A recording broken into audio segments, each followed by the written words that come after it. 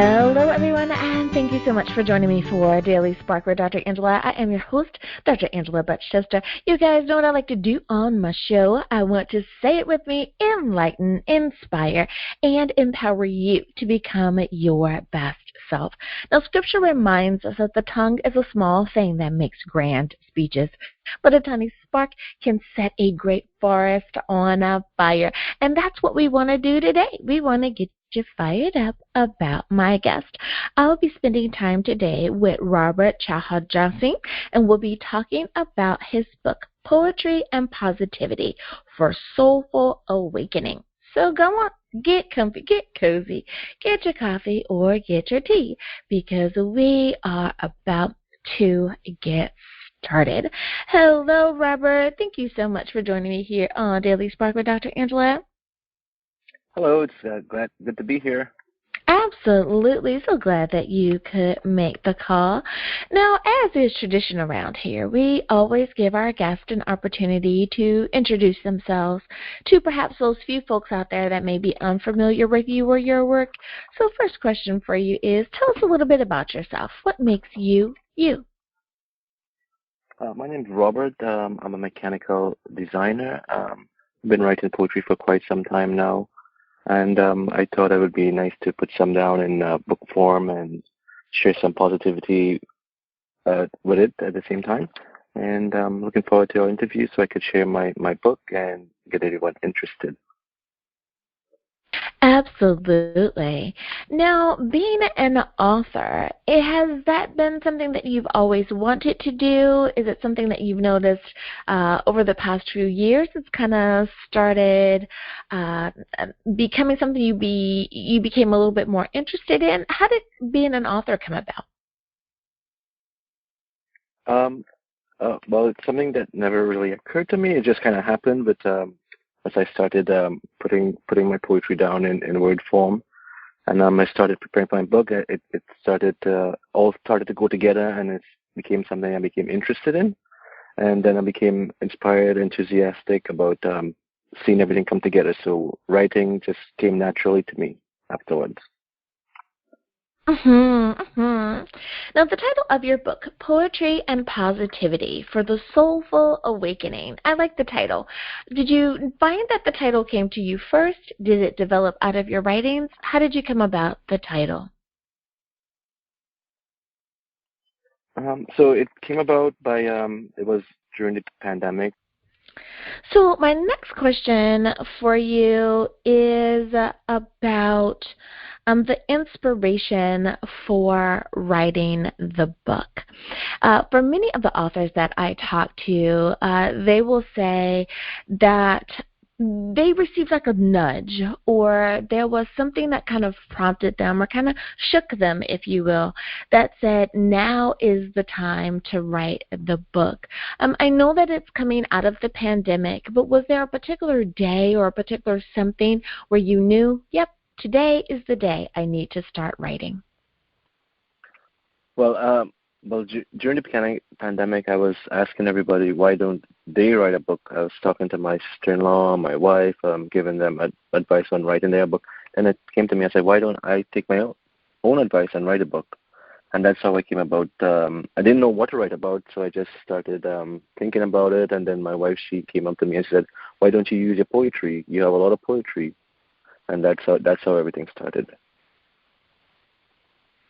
I like that you took your own advice, right? And instead of, because what's that quote, be the change that you want to see in the world. It's like you took action, and instead of waiting for someone else to do it, you just decided that you were going to do it. And I like that proactive attitude of doing things. I love it. I love it. Now, for some of the authors that I've talked to, their poetry has been something that has taken them years to write. I remember one gentleman shared that I believe it took him like 5 years to finally put together this collection of poetry. But yours was more so done during the time of the pandemic. So with that being said, did you find that you were reflecting on not only the things that were going on currently, but perhaps things that had happened in the past, or even how you hope that we would be in the future? Did that have any effect on how you chose to write your poetry? Yeah, it was basically based out of the pandemic, and it was me looking for positivity in everything. It took me about 6 to 8 months to put everything together, because once I knew what I wanted to write about, it became easier for me. So I would just, like, if anything happened, any event or anything, something happened, I just start putting ideas down, and then it formulated it into the poem. So it was a couple, two or three verses for each one. So it wasn't like long poems, and it's not too abstract. So it was something that a reader could pick it up and read it without having to think too much about it, and just get that feeling of joy or positive vibes from it. And I love how I'm finding that so many people were productive during that time period, especially when we were still kind of all on quarantine, when we were all in lockdown, and we were trying to figure out, do I go to work? Do I work from home? Like, what is happening, right? And I think that we all kind of felt the same way. And those that were able to work from home, when that finally clicked, okay, have laptop will work, we were really able to kind of get in that mode and figure out what we were going to do, and it sounds like you definitely did the same thing. I like that. Now, social media, for so many folks out there, social media has been a plus for them. For some folks, unfortunately, it has been a minus for them. It has captured moments that perhaps they didn't necessarily want to share, like slipping on the ice, or, they dropped the birthday cake, or, those particular moments in the world. But we've also been able to utilize social media as a way to stay connected to the world, and especially for many of the authors like yourself that really found a creative mode during the pandemic. Were you able to utilize social media in any way to stay connected with your followers, with your future readers, and just let them know that things were different, but that you were not gone? Yeah. So we created Instagram page and TikTok pages to reach out to viewers before getting the book out, and we were able to put some quotes and images together to get the positive scenes out there. TikTok didn't go so well for us, but Instagram, we were able to get more followers and more engagement from there, because I think there's a lot of older, mature audience there. So it's not as good as we wanted it to be, but it's still there. It's still growing, as we have about 700 followers now, and it's increasing daily, where everyone can come in and get their daily dose of poetry and positivity.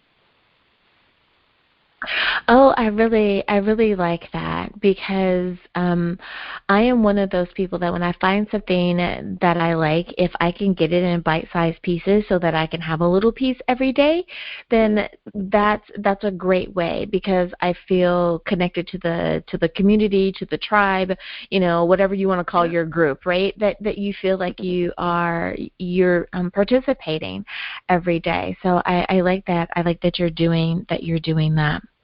Mm-hmm. Now, the next question that I'm asking, I do want to preface it by saying I remember the first time that I asked this question, the gentleman said, Dr. Angela, favorite poem, oh my goodness, they're all my babies. So I don't really know, right? But I know that for many authors out there, they feel a particular way about a certain piece of poetry that they have written. Either it brought a smile to their face, it brought tears to their eyes, be it reflective tears or tears of happiness and joy, but it made them feel a particular way in that moment of writing and sharing that piece of work with the world. My question for you is, do you have a poem that is perhaps your most favorite, or one that made you really reflect the same way, with that happiness or with that joy?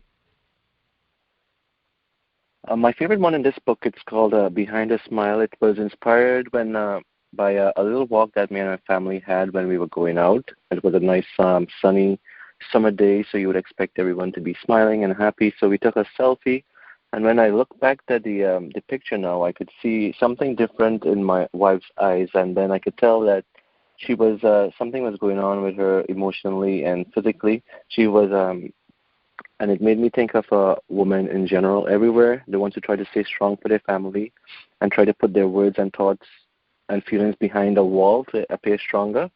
And it pushed me just not to hear what she says, but to also listen and feel what she feels. And I guess the reason why I like this one is because it taught me how to be a better human being and to be a better husband and to listen more and feel more what people say and do. And you are so right in that you were able to make that observation and you were mindful in that moment. I find that many times as a counselor that people will say, well, that person should have known, or, many times we expect our spouses to be mind readers, and, no one is, right? So it's like that's a unrealistic expectation. But when we take that time to really pay attention to each other, we're able to see those micro expressions. We're able to see those little things and give that extra nurture and care that is needed there. So bravo for seeing that. I'm sure she appreciated the fact that you noticed that as well. I love it. Can you remind everyone what is the title of your book? Where can we get a copy? And how do we stay in contact with you? So it's Poetry and Positivity for Soulful Awakening. You can find it on Amazon in paperback and ebook, Kindle e-reader. And you can find us on Instagram and Facebook at poetry.and.positivity.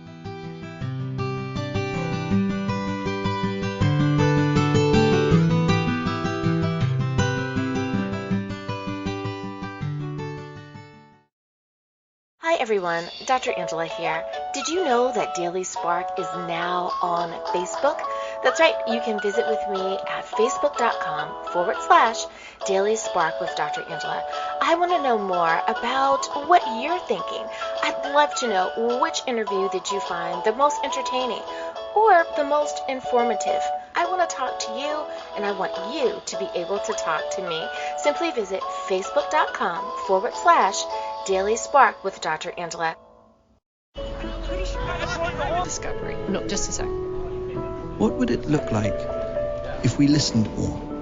Could the right voice, the right set of words, bring us all just a little closer? Get us to open up? Even push us further? It could, if we took the time to listen. The most inspiring minds, the most compelling stories. Download Audible and listen for a change.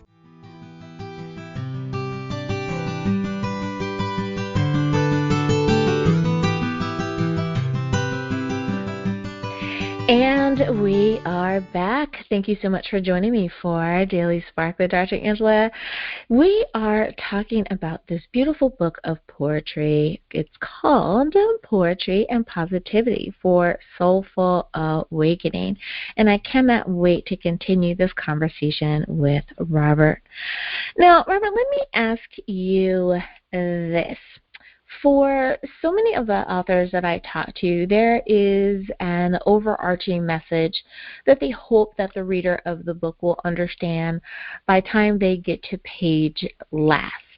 Is there any particular message or piece of inspiration that you hope that the reader receives having read your poetry?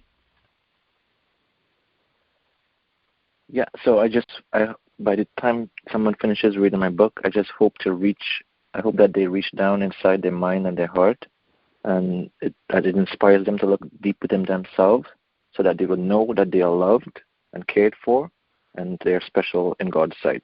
That's all I want to find. I want them to find out. Mm-hmm. I love that message. Now, for so many folks, and we were talking before we went to break that COVID happened, and everyone had to readjust the way that they were doing things, and we have this new normal, if you will, of how we operate. With that being said, many people have taken to social media, and that has exposed their work to millions of people that perhaps would not have seen it before. Have you found that social media has been a more positive experience for you, and that you have been able to kind of stay in touch with those who are interested in your book? Yeah, so that's what we did too. So before the release of the book, we opened up the social media platforms on Facebook, TikTok, and Instagram. Some of them catched on pretty good, but some didn't do so well. What we stuck to was Instagram, because we were able to take photos from different photographers around the world of different scenery, and then I put them together with some of the words that I came up with, and it blended together to give like more meaning to the words, and it was more inspiring. So I find like we get a lot of followers that way. We only have about 700 followers now, but I think as it grows, and hoping with this interview that it spreads the word, that so everybody would come to our page to get their daily dose of poetry and positivity. Oh, I like that. That is such an ingenious thing to do there. I'm finding that for so many people, they're saying the same thing. It's slow but steady, right? That it's every day they're gaining more and more people, and I think that is pretty awesome.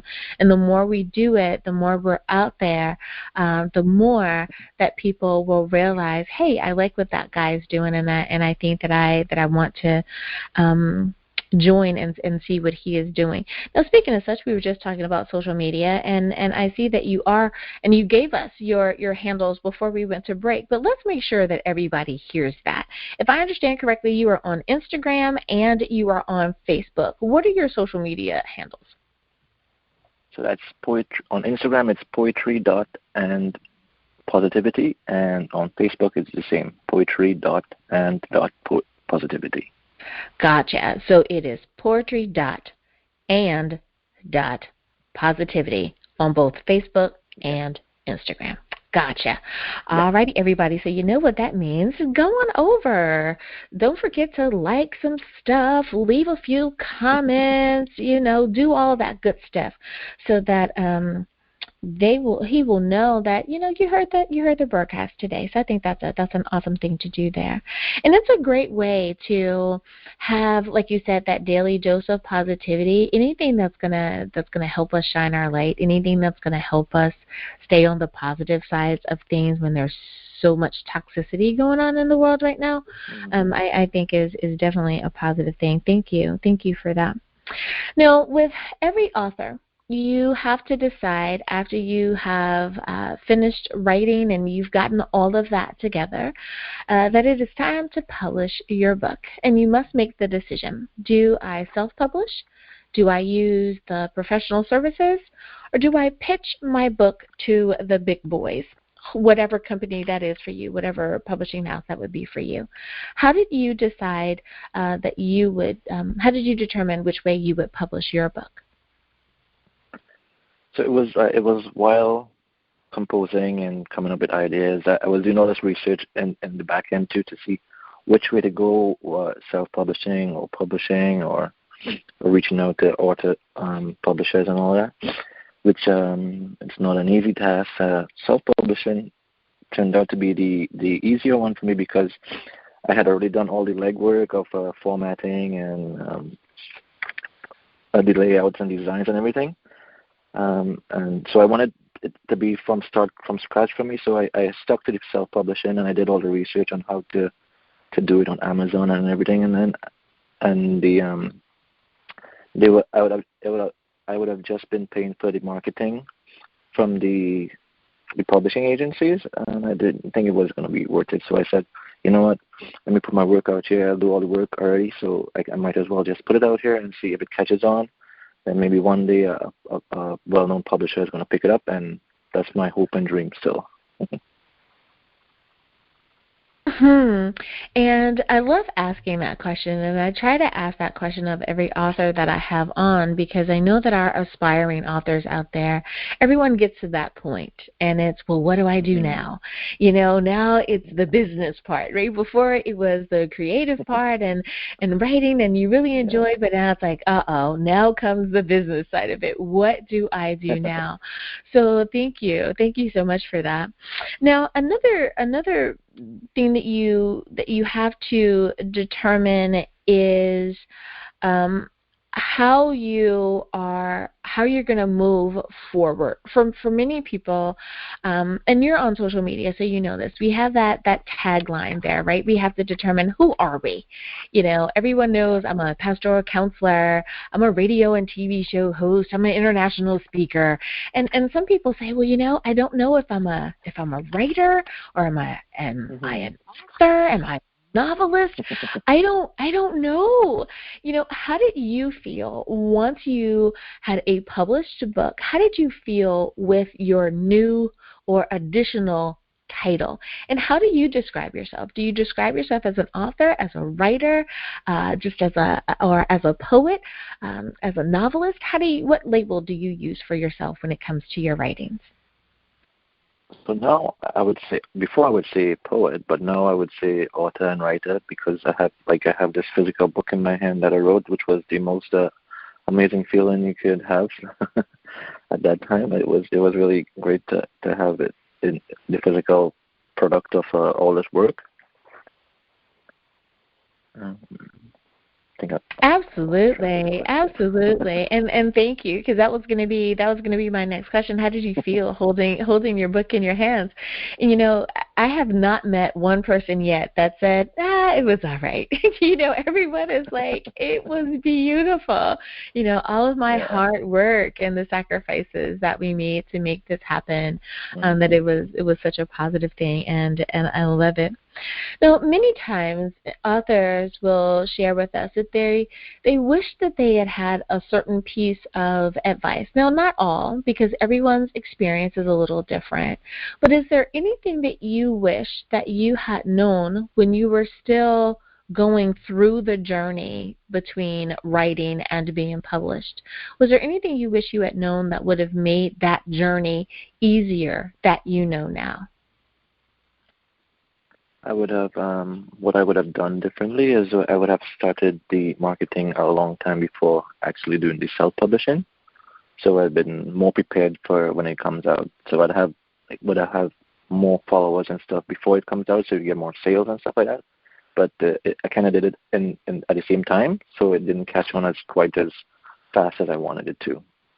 That's one thing I would do different. Oh, yeah. I find that many times we don't think about that part. I see every now and again, I'll see an author who is doing kind of like a pre-release, and it's like, get in line now kind of thing to get your copy or reserve your copy now. And now that makes sense. I understand what you mean, to make sure that you have that momentum going when the book actually hits the shelf. So, yeah, that's smart. Thank you. I'm sure someone's like, that's it. That's what we need to do right now. So that is an aha moment for someone. I love it. I have some folks that say, well, Dr. Angela, you introduce books every day, and we appreciate that, but I want a book that's relevant to the times. I'm trying to stay current with what's going on in the world, and I want something that is going to challenge me, or if it's going to inspire me to take action. I try to ask the majority of the authors that are on how their book is relevant to what's going on today. Poetry is a little bit different, but I still want to give you an opportunity to answer that question, and that is, if someone's looking for something that's current or modern or trendy, do you think that your book would fall into that category as well? Yeah, I think this book would be perfect just to pick up at any time of day, any time of year, because it's more on the lines of like a daily inspirational something. So it would apply at any time you feel down or you need something to lift you up. You just pull it up, open up something, just read a couple lines, and it'll apply to you. I like that. I like that. I'm one of those people that really enjoy a devotional type of book where I can open and read anywhere, or I can pick out a title that really interests me at that particular time and get that piece of inspiration for that day. And poetry is kind of like that. You can determine, hey, this one really speaks to me today. Let's see what happens tomorrow. There's going to be a different piece of poetry that you can discover. So Yeah. I like it. I like it. Well, my last question for you, Robert, is about the future. Many of the authors that I have on will say, Dr. Angela, I am one and done. I do not care to write anything else. This is what I have been purposed to do, and I'm just going to talk about this one book. I've spoken to other authors that say I will write until I can no longer type or write again. So with that being said, what are your aspirations for the future? Do you think that there's either more poetry or other pieces of literature in your future? Well, yeah, that's from the time this book was almost done. I was already putting points down for my second book, because writing this book, it gave me so much, it fueled so much energy for me and so much inspiration that kept coming. And once I started writing, it just started flowing. So I think there's another book coming, or another couple of books coming. So I'm not going to be one and done. I'm going to be one and few, probably.